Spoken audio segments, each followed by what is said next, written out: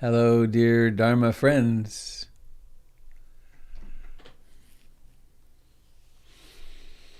We get another day.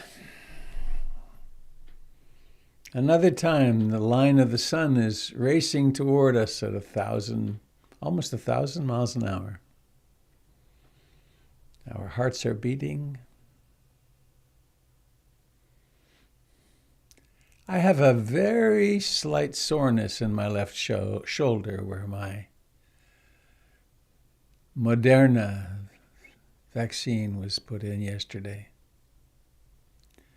I had a wonderful experience, actually. I got to the hospital I was going to, and there were probably 15 or 20 people working to welcome me and get me found on the computer, and there were this and that to sign and temperature check. And and then as I was sitting with the young nurse who gave me the jab, I was really overwhelmed, as I am a little bit now.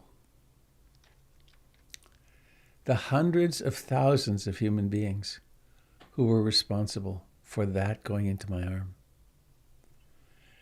For 10 years or more, there's been an all-out push to figure out how to do this delivery system through the I forget what it's called now, but the RNA delivery system. It's a brand new strategy for vaccines. And that they developed it in the time they did is stunning. And that it's been fully tested. Tens of thousands of people have had it, and we don't know what it'll do in 20 years or 30 years, but there's no reason it should be a problem. So this is my little plea to any of you that are hesitant. As my daughter Tara said, if you're hesitant about this, you won't be hesitant if you get the virus. Because the long-term effects are quite significant in many people. She still has some lung involvement from when she had COVID in May in New York City. So, I guess I want to say one more thing. We human beings are capable of going insane and attacking the Capitol. We're also capable of cooperating with each other and undertaking massive humanitarian projects in order to help each other. I mean, that's really something, right? We can cooperate at such a high level.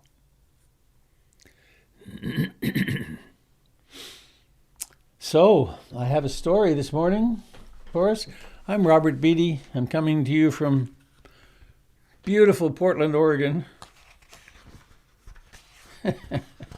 where there are no riots happening.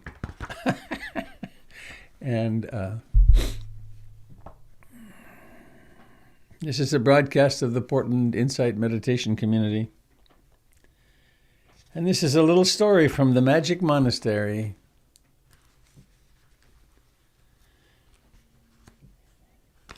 It's called The Well.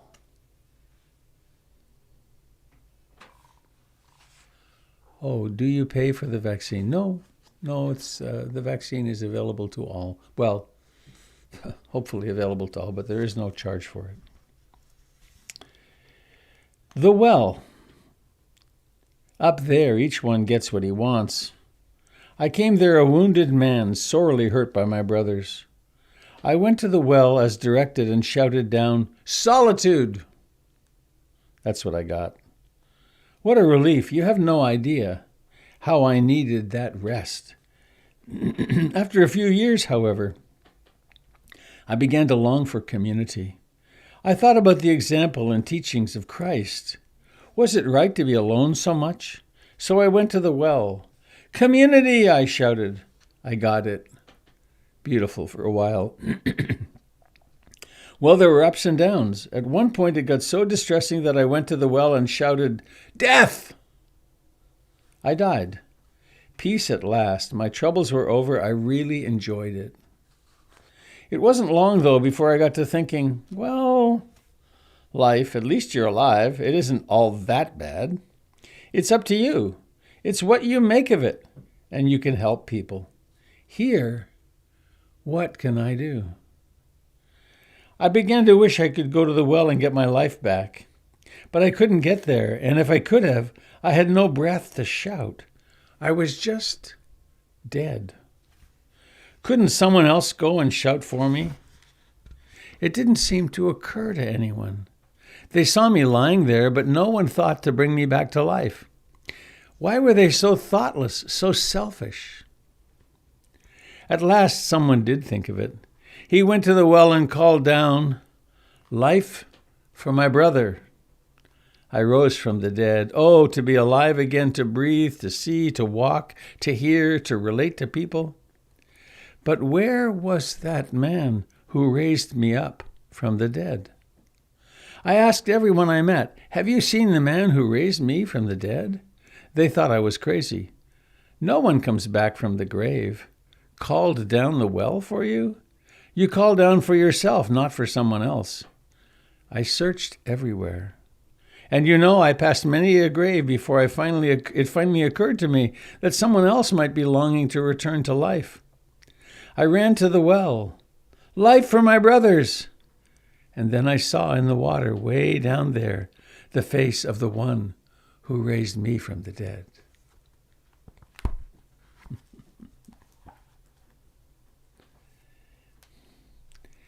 It's really up to you.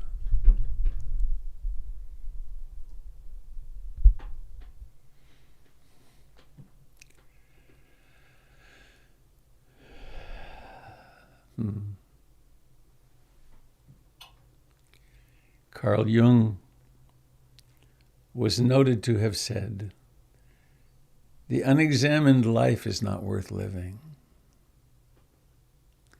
He also said that he wouldn't have used these words, but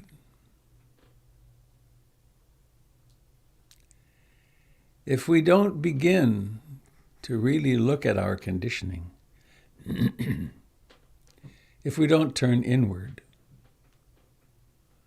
we live out of fate. What our family taught us, what the traumas of our lifetime, the blessings of our lifetime, what our previous karmic pile provides us, that's what we live. But start to examine this life, start to observe, start to wake up, and we live a destiny. We make billions of choices, moment by moment.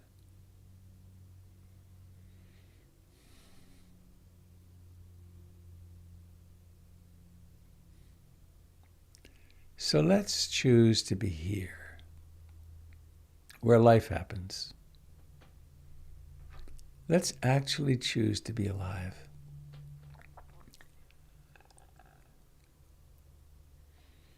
We can remind ourselves of the refuges, a handy way of remembering what's really important. I take refuge in being awake, in being here. Not just in experiencing, but knowing of experiencing.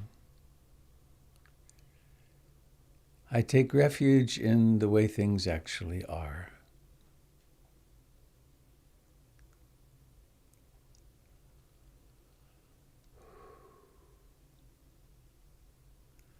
I take refuge in being conscious of the astounding arising and passing away that happens in every second. And I take refuge in the community of practice and the community of all life, in my interbeing with the rivers, the trees, the mountains, the birds, the people.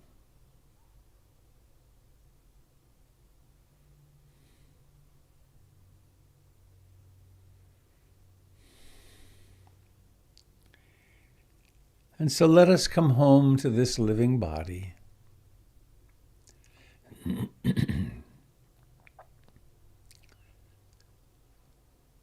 it does take a certain effort. It doesn't take tensing muscles. But there's an effort of intention.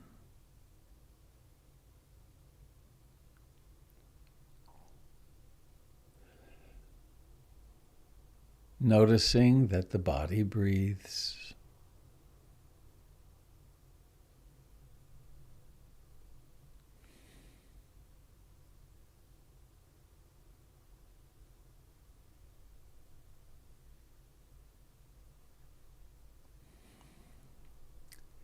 Each breath has a beginning, a middle, and an ending.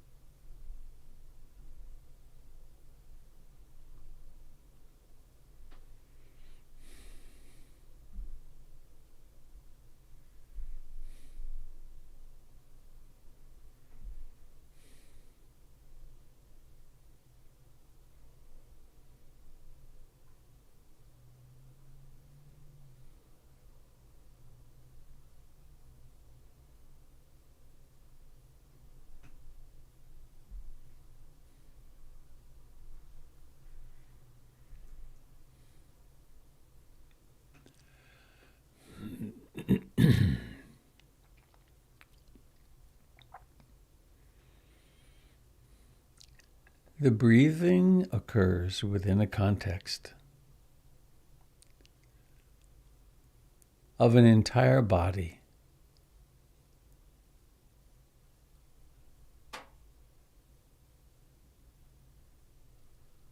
Notice that there's life in your feet and legs.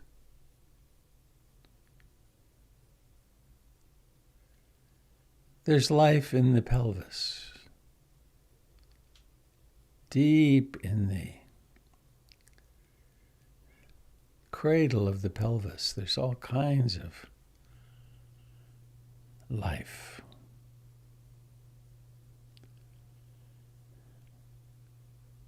There's the sacrum in the back.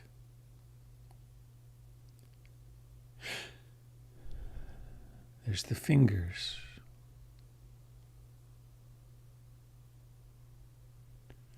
Notice how awareness is so capable. It can notice the tip of the baby finger of the left hand or the thumb of the right hand. Just like that.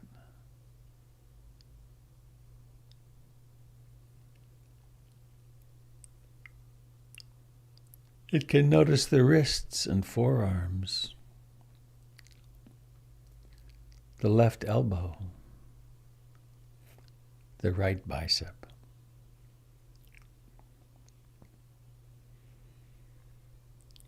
It can notice the solar plexus, receive the region of the heart. Experience and know the ballooning of the chest with each breath.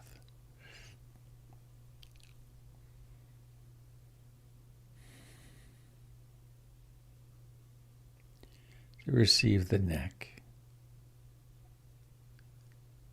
the lips, the tongue.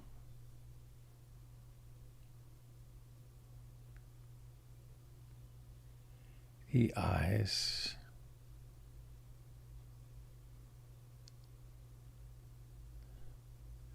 the scalp, and the ears, and the nose.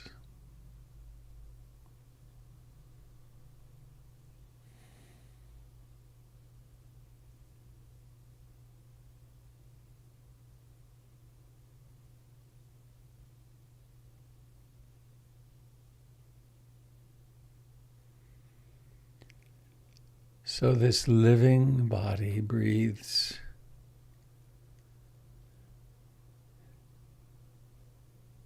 And awareness of that breathing and being co-arises.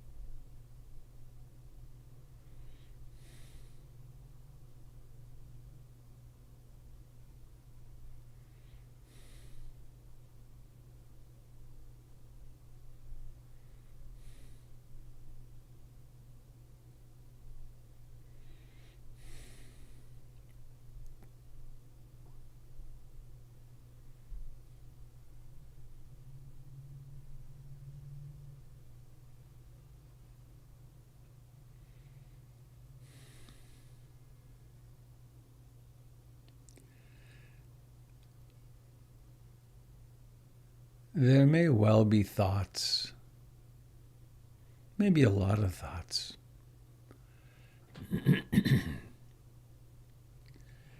There may be the experience of desire, of wanting something. The present moment is lacking, therefore, planning, how can I get this done today or that done today?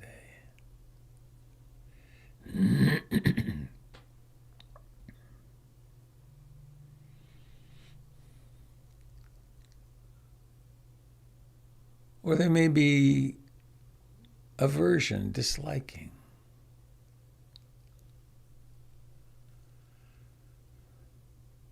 It can be as simple as disliking this mood or disliking these sensations, disliking this talking.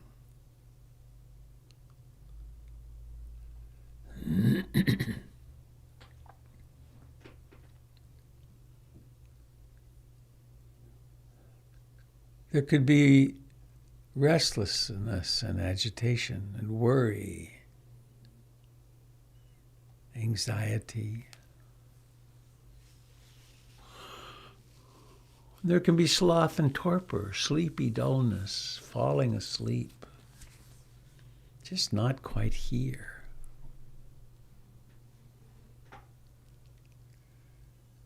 There can be doubt.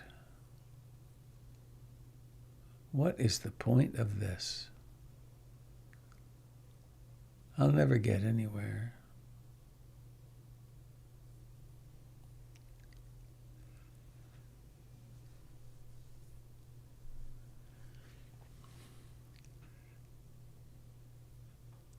Notice how awareness, mindfulness, sati, remembering, can illuminate all these experiences as what they are, phenomena arising.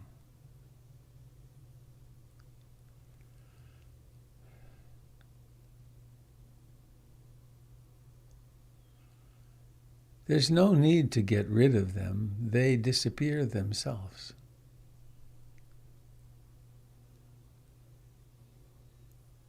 The strategy is to stop reacting to them.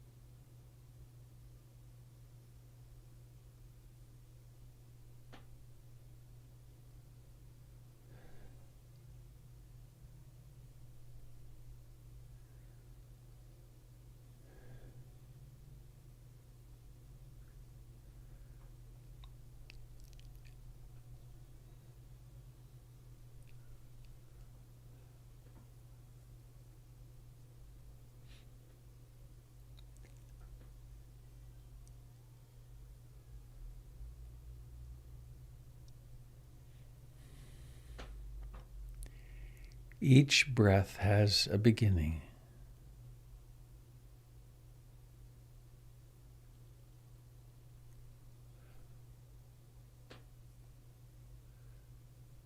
It rises to fullness.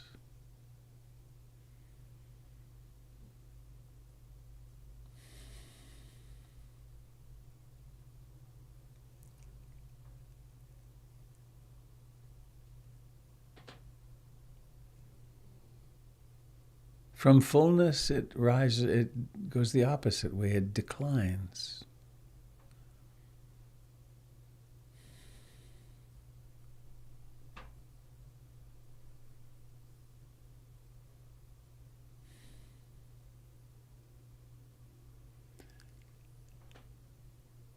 And we exert the slightest, the most delicate of effort to connect with the sensations of breathing in and breathing out. And we climb into that breath like one would climb into a hammock. It's really okay to rest here.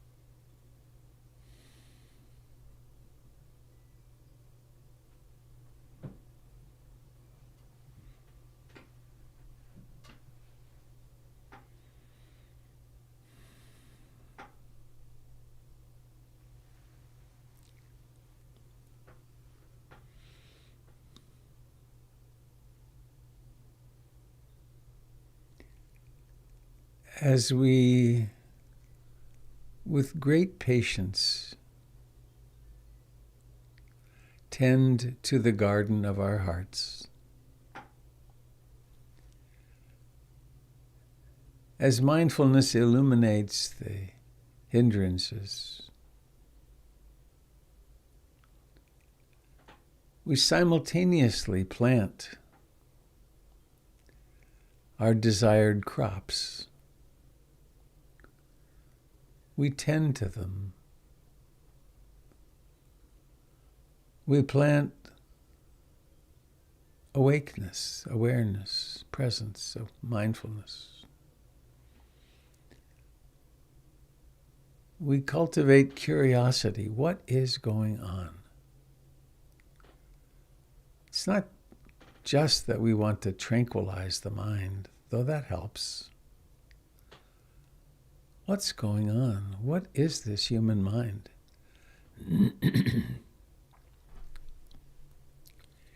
And we persist in it. We make consistent effort.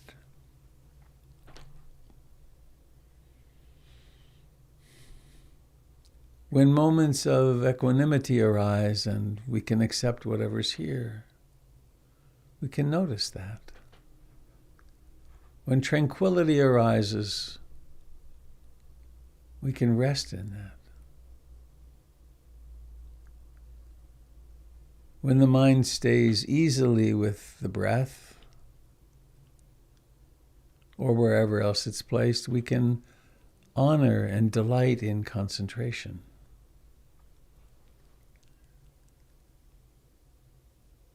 And this coming together creates a kind of joy.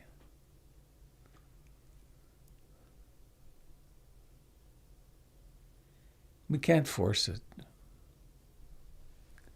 But it is there underneath all of our busyness, our anxiety, our rushing about to achieve something.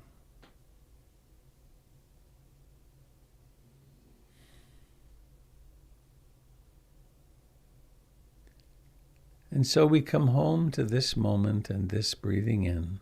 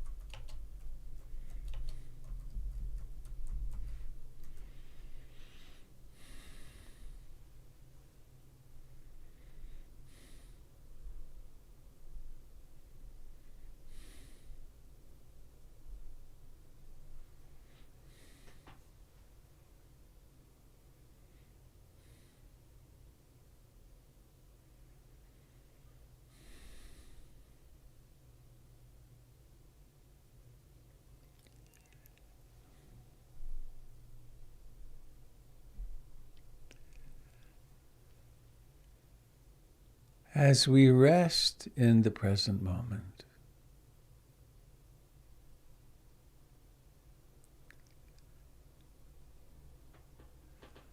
The fact that it is all that exists becomes clearer and clearer.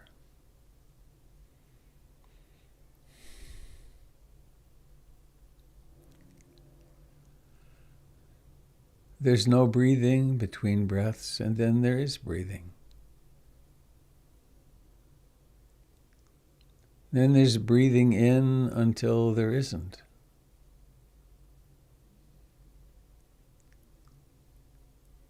And then breathing out begins, and the beginning of this breath is long gone. And breathing out persists until it stops.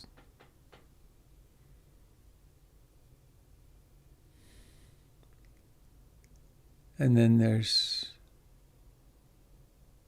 no breath.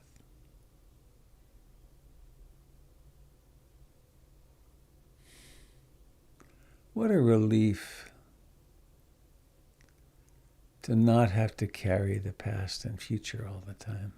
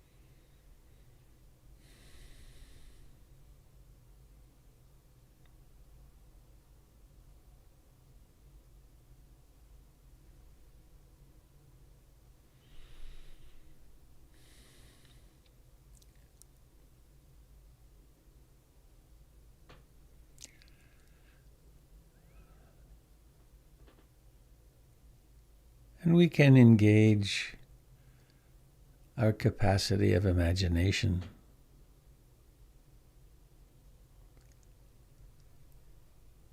And imagine that sitting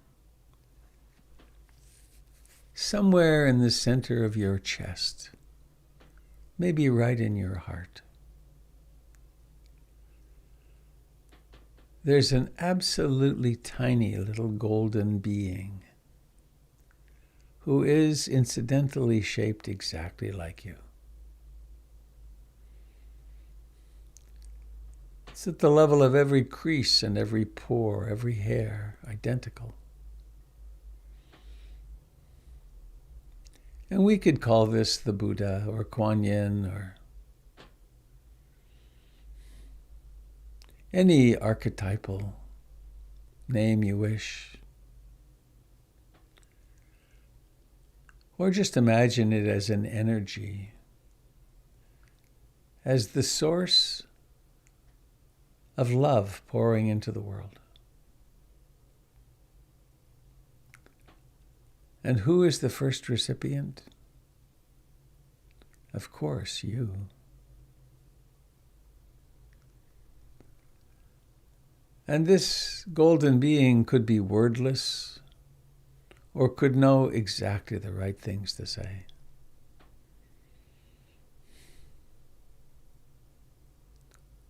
Sometimes we can imagine that this being of light says the things you always, always, always wanted to hear. Like, I'm so glad you were born. Or I'm so glad you're who you are. You don't have to earn my love.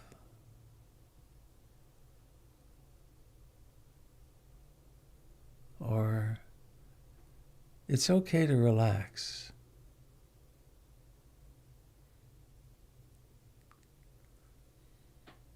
Every choice you make in life will lead to more and more learning. There aren't wrong choices. Or maybe it's just I love you. Let your intuition speak in whatever voice needs to be spoken. It could be the voice of a parent or a grandparent or the voice of the Buddha.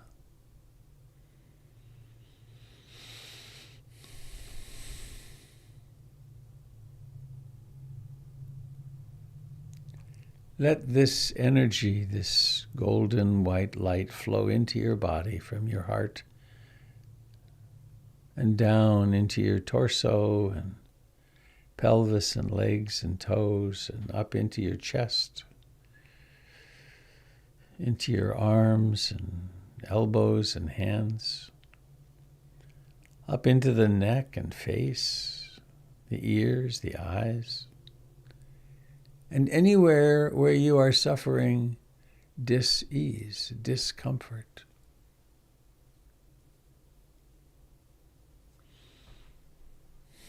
Let it flow into your immune system,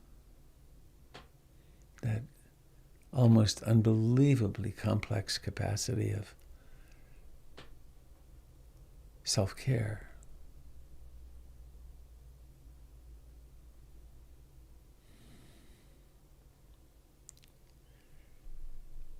And of course, this source of love is capable of going far beyond you. So you might imagine that it grows. It swells up until the body of this luminous being is exactly, precisely contiguous with your own. And feel your own skin as luminous, as alive. Your own senses as part of this. And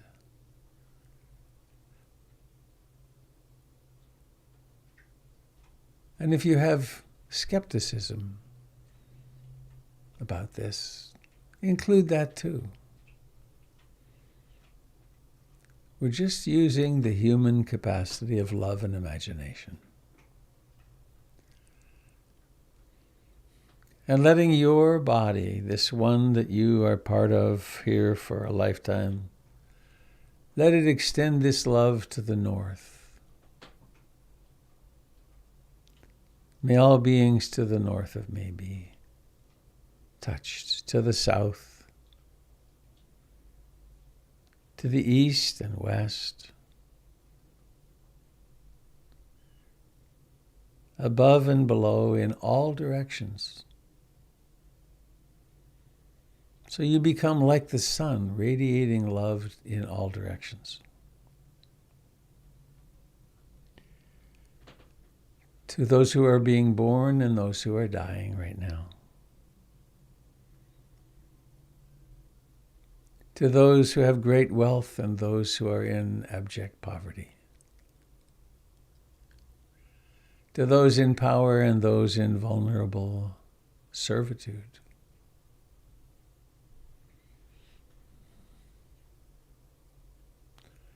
To those of all languages, of all species.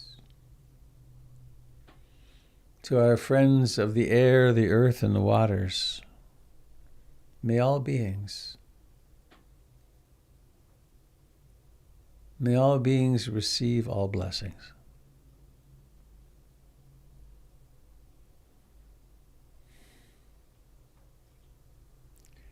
And now you could decide to go through the day as this luminous energy, or you could decide to have this luminosity diminish some and that tiny golden portal in your heart could contract down somewhat. But it's always there. It's always been there.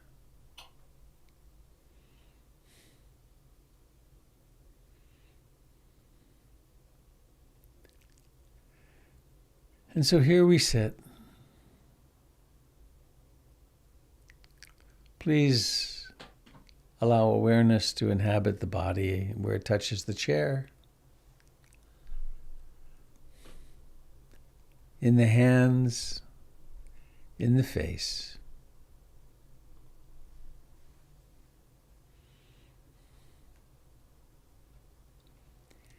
In the eyes. And now doing what's necessary to form an intention and to open the eyes. And notice the miracle of seeing and the double miracle of seeing with an intention of well-being for everything and everyone you see.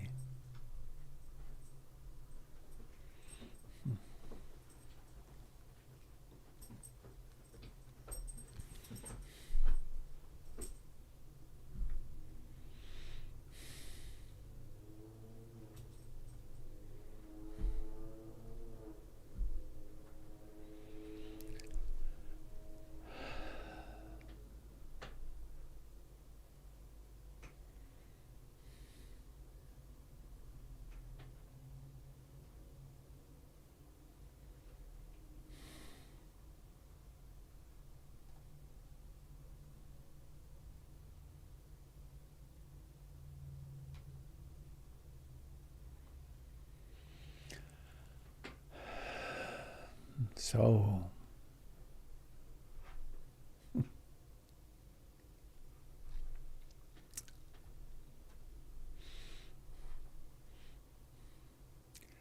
my class on the 4 foundations of mindfulness begins tomorrow night.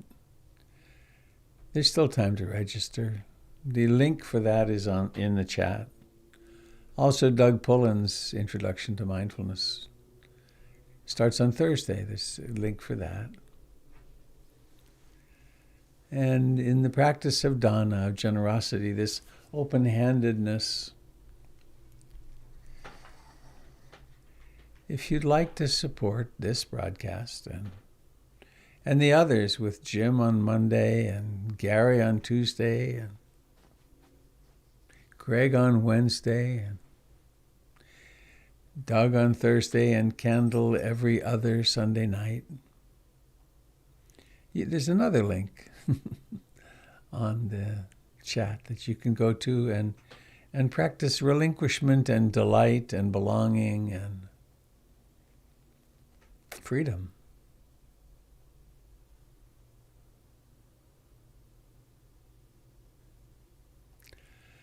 So, anything cooking for you that you'd like to speak of, or ask, or share?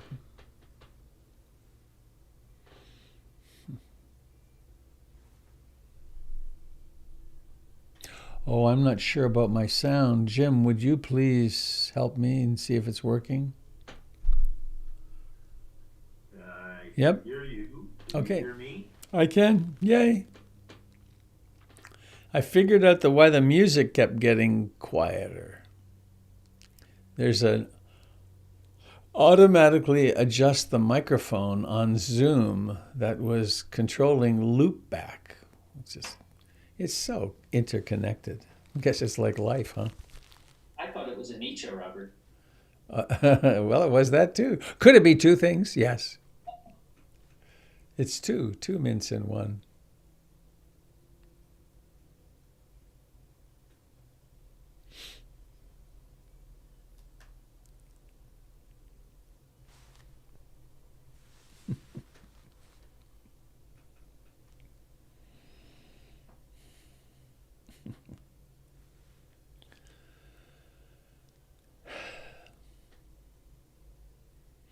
I have another adventure today. I get a root canal in my tooth here today. It never ends. It's been hurting for a year, and finally the X-ray shows that there's a little abscess. So I get to meet an endodontist and empty my checkbook. It's funny. Having teeth is important, though. I like them.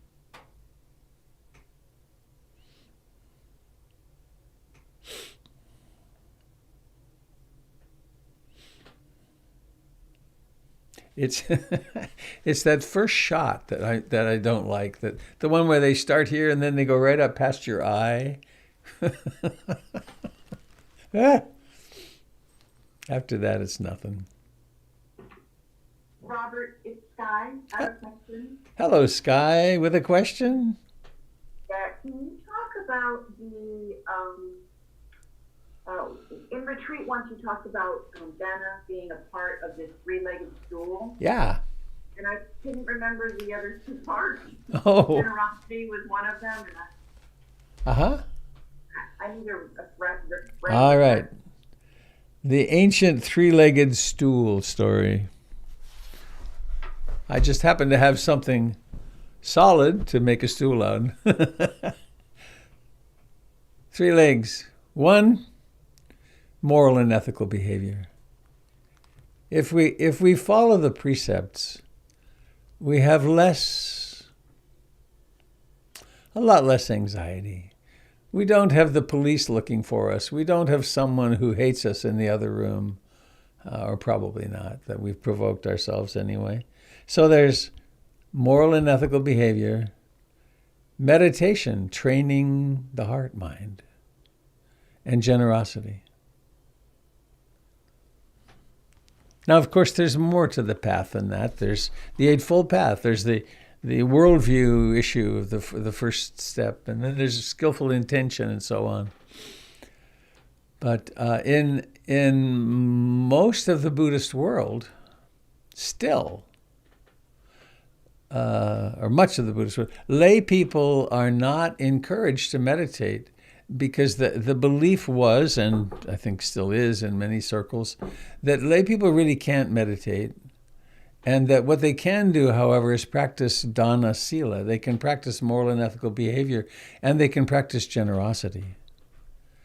Hence, the kindness and generosity one encounters in countries like Sri Lanka and Thailand and Myanmar, unless you're Rohingya,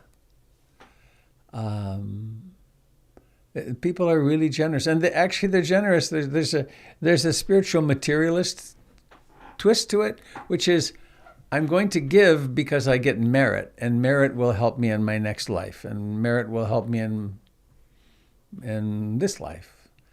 But to add in the piece, which it's about 100 years ago that several very influential monks decided, no, lay people can do this. And they started, it was Ledi, Ledi, Sayadaw, who taught Uba Khin, who was Ruth Dennison's teacher.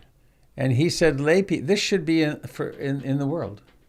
And so we're the recipients, the beneficiaries of his wisdom, and several others did the same thing around the same time.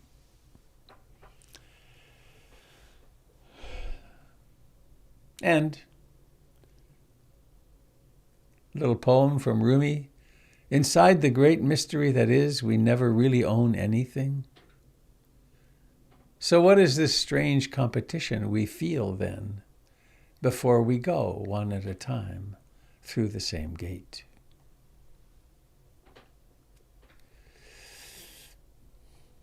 I was thinking of this sort of tangentially the night before last when I was sitting with David Morrison's body.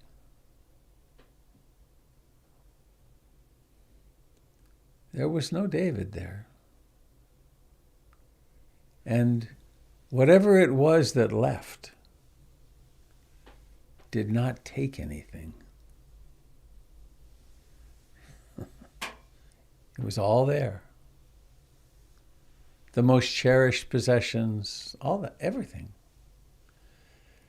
And that's part of the giving practice that we have these eye drops, which are mine. I'll fight to the death for these eye drops. Or, well, my eyes really like them and need them sometimes, but I'm certainly willing to share. And if you really need them, they're yours. What an easeful place we can come to. And we get more and more faith in the world also as we are less grasping. Doesn't mean we don't plan, doesn't mean we don't invest, Doesn't mean we don't save, but we do it with a, well, we do it with a little realism. Well, once you have your first billion, you probably shouldn't worry about the second, is what I say.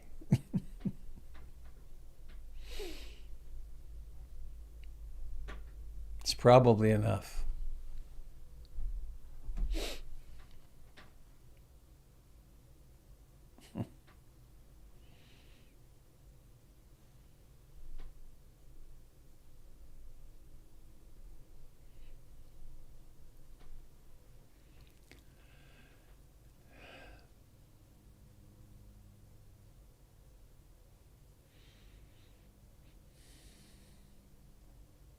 Robert, this is B. Hello, B.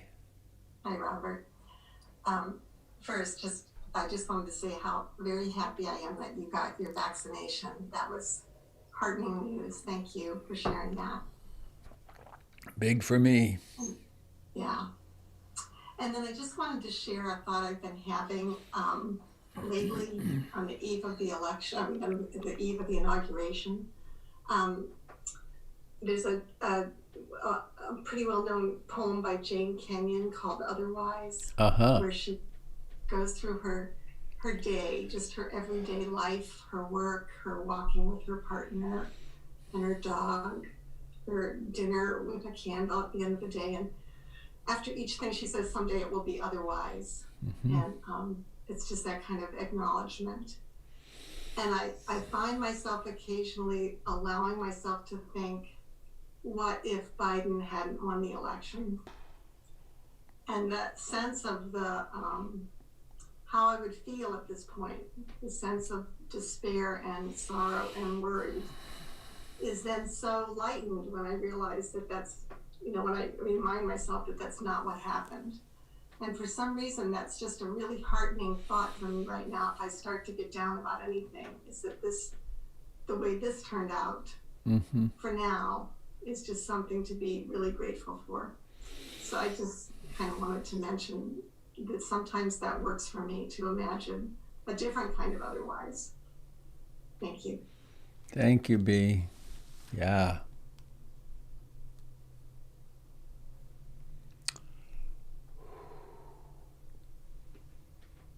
Yeah, it's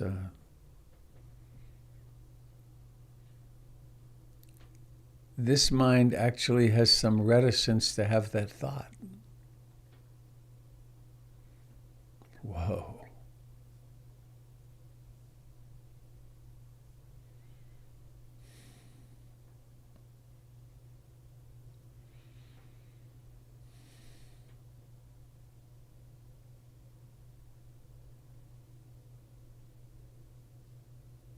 Hello, Robert. It's Tanya. Hello, Tanya. I just want to share something of generosity yesterday that happened to me. When I think about it now, it makes me want to cry. I was at the grocery store and I was collecting groceries. And then when I went to pay for it, I realized that my wallet was in my backpack. So the one girl, she was working, I know her from school, and I really wanted these chips. So she's like, Tanya, I got them for you. Don't worry about it. So I grabbed these chips. I was excited to eat these chips. And I ran out and I was going to go home and get my wallet. And then I got my wallet, came back, and she's like, I chased you out the door, Tanya, but I bought all your groceries. And I think, she's like, don't give me money. I got them for you. Just take them. And I think what made it really beautiful is that she's a single mom. And she doesn't have money. She's struggling. And yeah. And how she was so generous. And I think that's more beautiful than anything. Thank you, Tanya. That's really beautiful.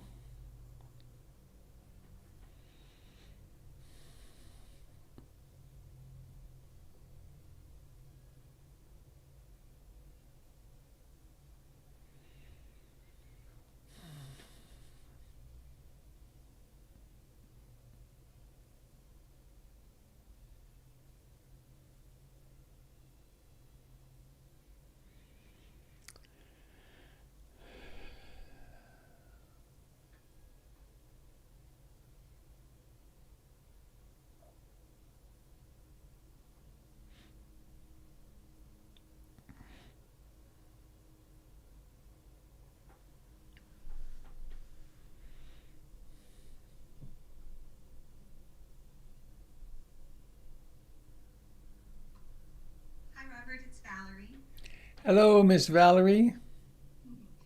I wanted to touch on two things. One, something that Tanya just said. I had run to Trader Joe's the other day, not planning on going because I always see the big long lines, but I ended up stopping in because there was no line the other day. And I selected a bunch of groceries and I'm up at the checkout and I reach my hand in my pocket and I only had my driver's license and not my credit card.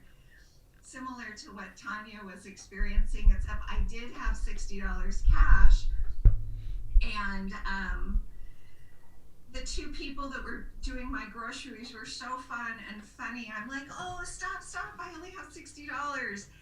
And we were at like 58 and they played a game with me. They're like, well, let's see what else we can stick in your bag. And so they were putting things in and no, that cost too much. So they were taking it out. Anyway, they ended up being super playful with me where that could have been a situation where I was embarrassed and we ended up leaving a few things in the cart, but the rest of it got put in my bag. And then he stuck flowers in my in my um in my two grocery bags to take with me. He's like, no, no, no, I want you to have them. And so he sent me on my way with flowers, which was just so sweet. And uh, I I initially was slightly embarrassed, and then I just let it go, and we were laughing and playing, and so I felt the same, that it was just super generous and kind, and we made it like a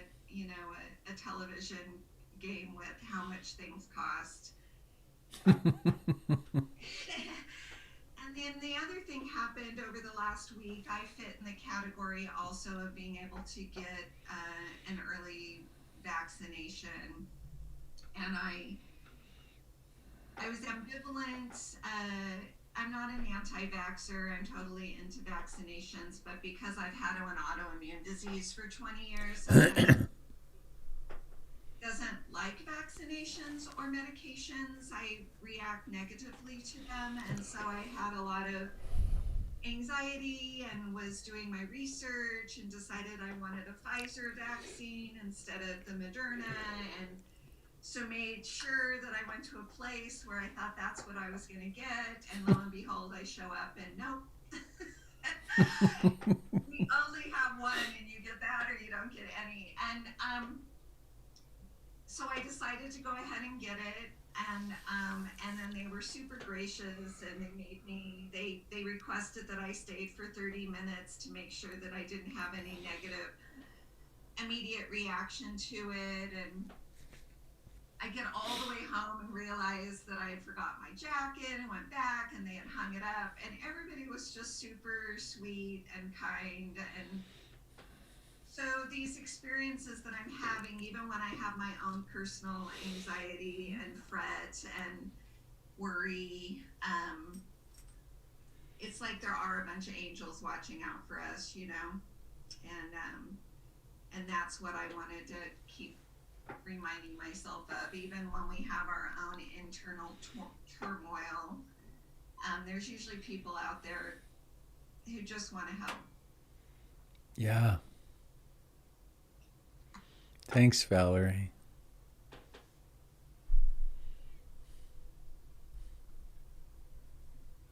Morning, Robert. It's Michael. Hello, Michael. I wanted to tag on what Tanya and Valerie were talking about. We frequent a local coffee shop like so many people in Portland do, and often we'll throw an extra $10 or something into the bill and just pay it forward to the next people coming. And I tend to, when I do that, immediately beat a hasty retreat because I don't really want to be around for the next people. And the other day I put in some money for the people behind me, but I had to wait for a drink being made, and the next person behind me was a younger man, and I turned the other way. I didn't really want to be a part of it, but they just said, well, somebody's paid it forward and there's some money here, and so your bill's covered. And I could hear him say, there was a pause, and he was saying, well, how does that work? And they explained it, and his reaction was wonderful. It's just like, well, can I add money to that? and he turned around and put in $10 of his own, Oh my. and I didn't acknowledge it. He didn't necessarily know it was me, and Wow. it's the first time that I had stayed around close enough where I saw the reaction and saw anything coming back to it. And I guess I just want to point it out because what Valerie said about there's angels watching over us, a lot of times we are those people. And so I encourage you to do that. It makes a difference.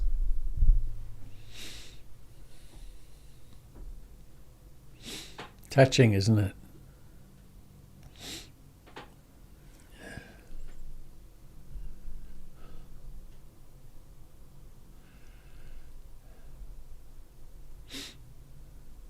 I have a quote somewhere from the Dalai Lama saying that acts of kindness between human beings so outnumber acts of harshness and violence, and that the media we have to amplify all the quote badness with the media in order to stay agitated and worried. So we'll do the shopping that we can do to make ourselves. The news is built on scare you and then sell you.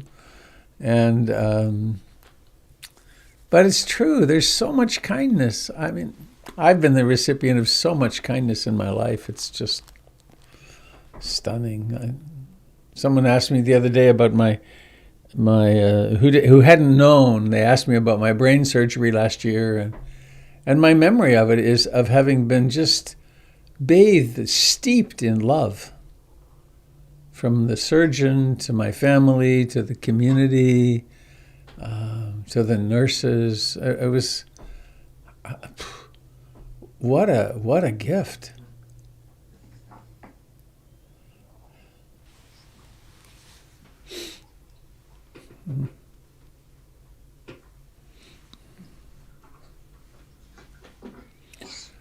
Well, anything else before we head on our ways to today's adventures?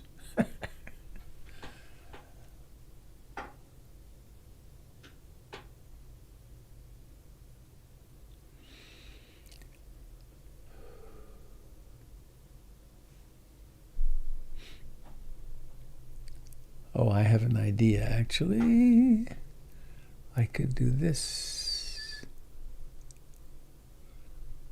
Docs to go.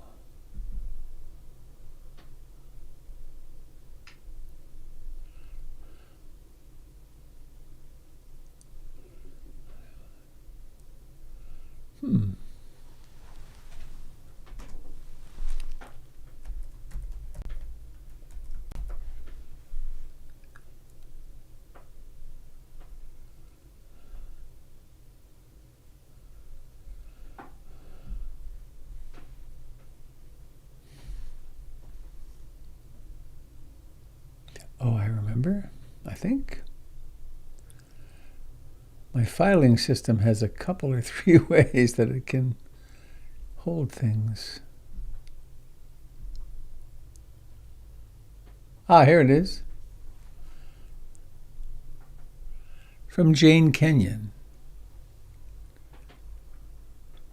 A poem that Bea mentioned. I got out of bed on 2 strong legs. It might have been otherwise. I ate cereal, sweet milk, ripe, flawless peach. It might have been otherwise. I took the dog uphill to the birch wood. All morning I did the work I love. At noon I lay down with my mate. It might have been otherwise. We ate dinner together at a table with silver candlesticks. It might have been otherwise. I slept in a bed in a room with paintings on the walls and planned another day just like this day. But one day I know it will be otherwise.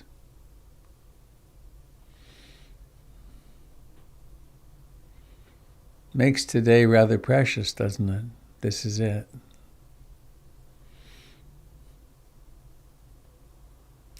So let us devote ourselves to being fully alive today.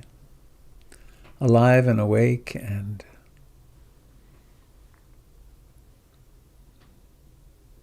discover who we are moment by moment.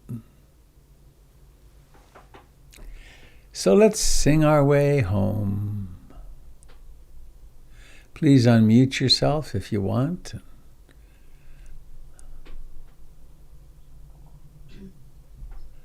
May all beings be happy.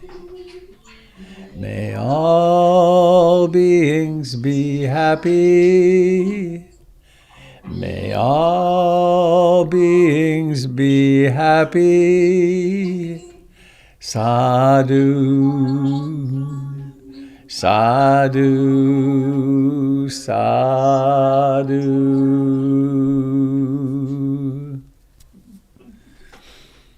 Well, happy journeys, safe. Please remember our masks. And I'll look forward to being with you tomorrow. Bye. Thanks for the good morning, Robert. Thank you. Thank you. Good morning, everyone.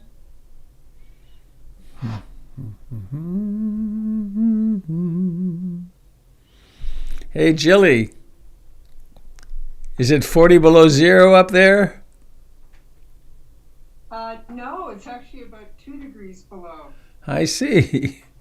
No, it was almost raining yesterday. Wow. But instead we got thick, wet snow. I see. Now it's beautiful though. It's been way too long since I slept in that yurt. I know. I slept there the night before last, and I thought of you with your various things on the walls that you've given over those years. And, beamed you thoughts from there. Well, maybe in the fall. I sure wish this vaccine rollout would go faster. I keep seeing, I've got a hollyhock retreat planned for September. And I keep seeing it disappearing because they just can't get their act together to get the vaccines out. But yes, we'll see what evolves. I hope it works. Yeah. Great to be with you. All right, my dears. Bye-bye. Say hi to Bruce for me. I saw him just pass by. Okay, I will. Okay, lots of love. Bye-bye, everybody. Thank you for reading that poem. Oh, thank you for mentioning it. And Alethea, you're down there warm. Sort of. The people here think it's freezing, but I love it. It's about 65. Oh, yeah. It's terrible. You have to put on a sweater. I do. I have a tank top and a hoodie. It's perfect. Nice. Where are you? I mean, what city are you in? I'm in Titusville. It's literally right next to where they launch all the rockets. So north, it's like the north of Kennedy Space Center. Huh. And that's how far north of Miami is that? About 3 or 4 hours. Oh, way north. We're Central Florida. So like if you go to Disney World and you go to the ocean, that's me. Oh, I didn't know. If you look at Florida, there's kind of a little pimple on the end of Florida. That's it. That's Merritt Island. That's where they launch all the rockets. Huh. Yeah. Interesting. I've only really been to Fort Lauderdale and Miami. Jen's mother is in Plantation. Oh, that's right. Yeah. Yeah. Yeah. Well, I was stunned actually. We drove to the coast and then we drove down whatever the road is where all the skyscrapers are, all those miles of dwellings. And I was thinking all that going into Miami, I guess it is, but I thought all of these people are going to have water on their ground floor. The hurricanes tear it up pretty bad when it comes, but we dodged a bullet last year, so hopefully we will again this year. May it be so. Okay, I got to run to the dentist. Yes, good luck. Bye-bye. Bye-bye. Take care of those two. All right. So where does this get saved? Goodbye, dear friends on Facebook and YouTube. Thanks for being with us. I'm going to try to figure out how to get the voices of the people on Zoom through to you better. And please join us on Zoom if you would like. Take care. Bye-bye.